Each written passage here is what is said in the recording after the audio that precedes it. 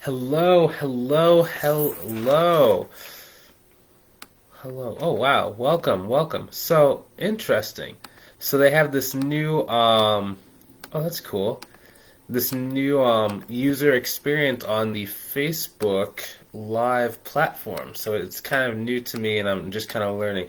So hopefully you're having a great day. Today we're going to be talking about how a mentorship student is able to go and sign up with two clients. One client for $1,500 a month and another client for $2,000 per month in 35 days of working together. So I'm super excited to be able to, have this conversation because, if I had had this probably about 7 years ago when I first got started, it would have saved me a lot of time, a lot of turmoil, a lot of confusion, and a lot of irritation. Hello, Suzanne. Great to see you. Great to see you. Now, some housekeeping things. Number one, I'm going to ask you inside this video to comment and like at certain points. And the only reason why I'm doing that is because the more comments, likes, and shares that a video gets, whether it's on Facebook, Twitter, link, any kind of social media, the more that the platform will show it to other people inside of the community. Now, again, these videos are free, so the one thing that I do ask in return for me giving you this free information is for you to support other people to grow their business as well, and the way you do that is by commenting and liking. So the first thing, if you're watching this thing live, write down hashtag Team Live, so I know you're live and I know I can make this thing more interactive and, ask you guys questions and answer any questions you might have. If you're watching this in the replay, write hashtag Team Replay, so I know to leave some goodies in there for you as well. And then you can write hashtag Connect if at any point during this video you want me to connect with you to answer some questions you might have about growing your business. And finally, if you want to see if I can help you grow your business without having to make a lot of mistakes that cause most people to fail in their accounting or their bookkeeping business, I recommend you go ahead and click on the link inside the description or the comment section below to book a call with me to see if I can help you. I can't help everybody. It's not always a great fit, so I have to be able to determine whether or not you're going to be able to reach your goals working with me in the shortest time period possible, and then whether or not it's a good fit. So if that's you, I'll see you on the call. If not, I'll see you inside the video. Can't wait to talk to you soon. Now, the first thing you have to do is most people just don't really understand pricing, right? And it's going to come down to a couple different factors. One is the value that you deem your service to have. Two, the value that you actually intrinsically have in yourself. And then three, the value that you feel you bring to the other person in their mind. Okay, now the reason why most people struggle with this, especially because especially if you have a lot of people, when they're getting started, they're they have a lot of insecurities, or they call imposter syndrome, and they think it's because they just don't know enough. Generally what it actually comes from is you feel it's generally the people who have imposter syndrome know a lot, and it's to the point where they know how much they don't know. I even have that for marketing, right? Because I know a lot about marketing, but the more that I see other people marketing and I see some of these top gurus, the more I'm like, oh my gosh, I don't know that much about marketing, right? I know how to even then master. I don't even have a 7-figure business, right? I have 2 6-figure businesses. So it's I'm getting pretty good at marketing, but there's always something else that you can learn. I don't know how to use Twitter. I don't know how to use TikTok. There's always these different things, so it never really goes away. It's just more, you just get better at managing yourself and managing the understanding that, when you're doing your accounting service, oftentimes the value you're going to be able to bring is the fact the business owner does not have enough time or expertise to do this themselves, and they need to do this thing now. For example, Oriana got a client last Monday morning for $2,500 per month. Now, the reason why this person signed on was actually a couple things. One, she was actually overpriced. So she came in a lot higher than the other quotes that, he received for, competitors. But she was able to tie in the value, and we'll talk about value in a couple minutes with sales, into one, her experience is helping people out, and then two, he needed to get this thing done now, and he didn't really have enough time to go the cheap route and then have somebody screw his books up even more, because the person was owing hundreds of thousands of dollars in taxes this year, and he couldn't really find any expenses because all year round his old CPA just didn't really help him out. So there's so much turmoil that was going on that he needed to have some help right away. Hello, Suzanne. Hello, Tina. Hello, Tommy. Great to see you guys. Thanks for watching this thing while it is live. Yeah. Great to see you. They're writing Team Live. If you're watching this thing live, make sure to write that so other people can go get some help as well. Awesome, guys. So that's the first part, number one. You just really have to start really trusting yourself. Now, a couple of things you can do to start building your own value inside of your own mind is really take like a look at all the different things you know. So, for example, say from start to finish, what does someone have to do in order to, if you're doing bookkeeping, have clean books? If you're doing tax planning, what is the stuff from start to finish that person has to do in order to know that they're saving the most on taxes? If you are doing more forensic accounting, what is the start? What is the outcome? And write every single thing that has to go on along that continuum. That's where you're going to see exactly how much you actually know that the average person does not, and that allows you to have value. Once you really start getting that mind map experience down and like correct, that's when a lot of people go like, wow, I actually do know a lot. I did it the other day with like marketing because I was like, I want to be able to make sure that I can have a million different marketing videos to support people as much as possible. And I was like, well, I feel I'm going to be saying the same things, but I just make so many videos. So I literally got out from like 0 to 20K per month. What are all the different things that someone needs to know in order to do that? And I started writing, and it's huge, hundreds of videos that I can make. And I was like, wow. I had forgotten how much stuff I actually know. It's the same thing with your service. Now, one thing that you need to start doing is you need to start trusting your value and then start learning how to actually price things out correctly. I was speaking to a young lady the other week, actually. Hey, Courtney, great to see you. Her name starts with a C. Maybe she's watching this. I don't know. But I don't want to share her identity. But when we were talking, her pricing was extremely low. And it was like, your price doesn't have to be low, but it wasn't that, she was doing it on purpose. She just didn't really have any reference points. She didn't really know what she should be charging. So the first thing I always do for a mentorship student is I give you a pricing calculator so you know exactly what you charge, so there's no guesswork. Now, if we're not working together, you don't have a pricing calculator, generally what you need to be doing is like 1.5xing all your quotes, minimum. Most people can actually get away with like doubling whatever price quote they're feeling. One, because you're kind of like, your price is kind of like dropped based on imposter syndrome. And then two, most people just don't charge enough. Here's a really cool reason why this is important. Because if you can portray the value, which we'll talk about in sales in a couple minutes, if you can portray the value and still give a high price point, if the person says no, it's too high of a price, there's a really easy way to follow up with that person so that after they've gone with someone cheap and that cheap person kind of gets on their nerve, doesn't give enough support, or messes up their books, now they come back to you. And since your price is so much higher, they're like, oh, so if I go with someone cheap, it's going to be bad. If I go with someone expensive, aka you, the person who gave that high price, now they come back to you. Now they say, I'm sorry, I should have gone with you like a month ago. And now they're paying you that higher price, and you can even charge for a clean up fee, right? But if you come in like exactly what everyone else is doing, there's nothing that really helps you stand out. Higher prices actually are just, they're a marketing tool in itself. It's really cool because then you can even do like incentives to be able to help the person make the decision without having to lower your price. Okay, because if you can't be the lowest price, there's no merit in being the second lowest. Like no one cares if you're the second lowest price, right? They only care if you're the lowest. So you might as well go the other direction. There is a lot of merit in being the highest price. Think about it. Most people who get a Ferrari, they are lifelong Ferrari either buyers or they're like dreamers of buying a Ferrari, right? Now, I know Ferrari's not the most expensive, just the most mainstream expensive brand outside of like Bentley or Rolls-Royce. Now, the reason why this is so important is because people brag about how much they spend with a Ferrari, right? It was this much money. It was this much money. This much money. Whereas for Ford, there's a certain type of buyer like, oh, I saved so much money.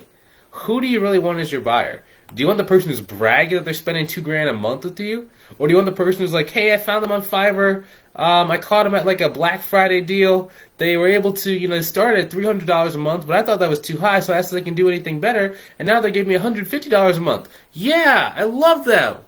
And then the next year comes when another Black Friday sale comes, and someone actually goes even lower, because there's always someone who's willing to go lower than you, to be honest. And then they band hop and they like switch off of you and they're like, hey, sorry, it's just not working out. And you're kind of confused. You're like, what do you mean it's not working out?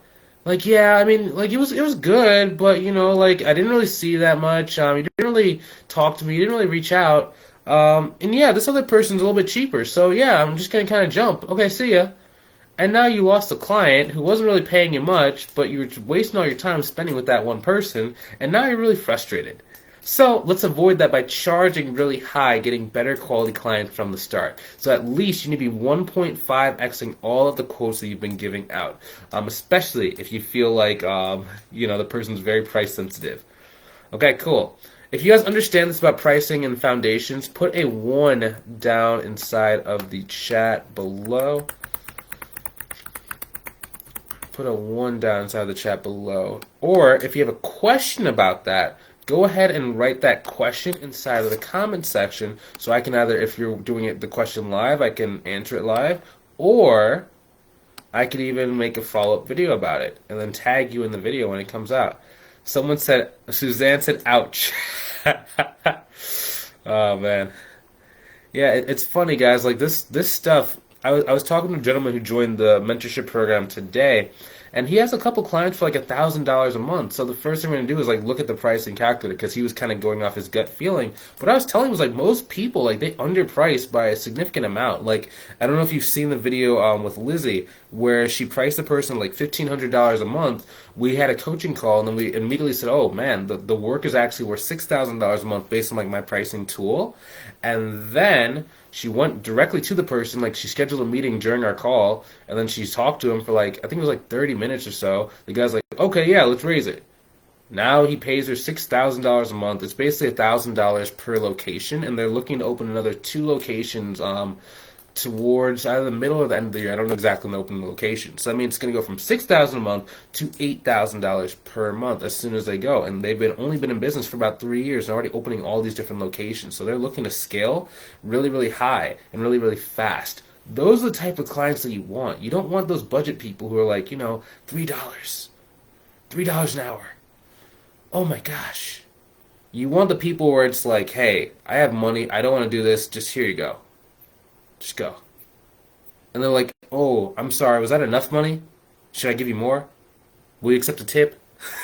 And they actually feel like they want to give more money away. Those are the guys we're trying to get to. So how do we actually go and get those clients, okay? So there's 2 ways that we like doing marketing, okay? I always like having 2 sources of leads. One is active, the other is passive, okay? Now, everyone's really focused on today. Meaning that like everyone wants to make money today. Like I want to make $1 million today. I want to go and hit 6 figures today. But they really make it hard for themselves to be able to go and get clients tomorrow. Generally, it's more like they're looking for their first client, their second client, their third client. They're focused so much on clients. I see some people base clients off of blah, blah, blah, blah, blah, blah, blah. Let me read. So let me come back to that thought in a minute. So Courtney, back at our question. So Courtney says, I see some people price based off the client's gross income. Do you believe that may be as accurate as your pricing calculator? Yeah, dude, my pricing calculator is more accurate than pricing based off of gross income. The reason why is because gross income does not necessarily tell the whole story. For example, $1 million consulting business with low expenses is able to pay you more money than say a construction company at $1 million with huge expenses only making a really small profit margin. For example, I was talking to this door hinge guy probably about 6 years ago, and we were talking. He sold like $100,000 worth of like these like small tools in the span of like a week. I'm like, wow, you must be really happy. He goes, no. Yeah, I spent I got $100,000 in sales, but I only make a 1% profit margin on each one of those items. I was like, what? I was so flabbergasted. So that's why I don't like going off of base the gross income. Wait, you said gross income? Well, I would say gross revenue. I'm sorry, I think I misread your question. If it's based off of top line gross revenue, then I don't like that as the way to price. I'd rather use a pricing calculator. Does that fully answer your question, Courtney? I'm like rambling, I'm just attacking, I'm moving pretty fast. Let me wait for her response. So yeah, that's why revenue's cool. Like for Courtney, since we've been talking on the subject, I would actually use the top gross revenue as how you do your swagger fee. So I always use my pricing calculator as the base. But then if I know they have a lot of cash, if I know they just don't really care about expenses, then I will use the top line to add a swagger fee. A good example of this is one of my students named Chris And when Chris was starting, he had this consultation. This is very similar to the consultant example I was talking about a couple minutes ago, where the individual, he had just had his first like $3 million year, right? And the amount of work that actually was needed inside of my pricing calculator said like $1,200. So we were on our coaching call, and I like misspoke, and I said, "Hey, you should maybe double the price." I don't remember exactly why I said double the price, but it was upon looking at their conversation. We inside of my program sometimes we'll do like call reviews. So if you do like a consultation call, we'll actually do like a sit down, either one on one or in a group, depending on how many people are there. And we'll say, hey, this is what you need to do. This is what you should have changed. This is how I'd approach this next call and move forward really fast. So on that call, I was like, oh my gosh, dude, this guy really likes you. And you see how he just said he just like doesn't really care about money, and he just spent like a huge amount of money on this random thing. You should be able to actually charge him more money. And he goes, what? So I told him, yeah, double the quote. So then the next day when I actually talked to him after he's done the consultation call, he goes, hey, guess what? I got the client for $2,800 a month. I'm like, $2,800 a month? That's a lot. That's a pretty good amount of money for that amount of work. And he goes, yeah, you told me to double it. And I was like, well, $1,200 times 2, it's 2,400, not 2,800. So there was an error made, but all the point of that is to say is he used the pricing calculator as a basis, and then he was able to go and use the top line as kind of a swagger fee that he knew he could charge just because. Like there was no real reason why he raised the price. It was just because the guy just doesn't care about money. And hopefully that answers your question. Now back to the marketing section of this, okay? You need to have at least 2 sources of leads, one active, one passive. Now, again, everyone's so focused on like getting clients today that they really don't think about how you're going to get clients tomorrow once you have less time, because you're actually working on the client's work, fulfilling the client work, right? Number one, it's going to be either having a passive source of people who are still coming to you based on referrals or you just outsource the work or subcontract the work out to like a team. So generally, if you're inside my mentorship program, you have access to my team of staff accountants to be able to do the work for you at a rate that's like heavily discounted compared to what we charge general public. Or if you're not really ready to do that and you actually want to keep it more in-house, you can actually utilize one of the other students who are newer inside the program and let them subcontract the work out to or from you. So therefore, each one of my students can be able to kind of grow, and they also have like a partner that they can team up with to be able to ensure they can make more money. And if they don't want to do as much of the marketing, they can actually team up and then subcontract out the work from other people. So it's a really cool fringe benefit as a result of being in the program. But what we're focusing on today is the passive side, okay? So how to make sure we can get passive leads. Now, the first one for me is if you're going to have active, you need to have something that is consistent and predictable. And we like to do that with outbound. So with outbound, I like saying like LinkedIn or Instagram. We're able to identify who is the size caliber of the business that you're speaking to. Like, have they been in business for a certain amount of time? How many employees do they have? Do they already have an accountant or a bookkeeper on staff? Do they have someone who's already being contracted for that same position? Do you know whether or not they're actually going to talk to you? Are they actually managing? Do they actually utilize social media? Are they going to be a good target? How do they generally handle working with people in the past? That's why I really love using LinkedIn, because it really has all these different filters that if you start getting good at, you can start utilizing in order to identify who is the ideal client to move forward with. And from there, it's a very simple conversation that we have. It's a pretty cool conversation style that gets people to want to talk to you and gets them to want to share like different things about their business. So as long as you have like the natural selection of having a really good sized business, you have your ideal client you're speaking to, and then you have a really good solid way to get them on the phone, then it's very easy for you to start growing your business the active way. Now, the passive way is you need to have something that leads are coming to you. Now, one way we like to do that is with referral partners. So you're oftentimes going to hear me talk about like referral partners inside of my program.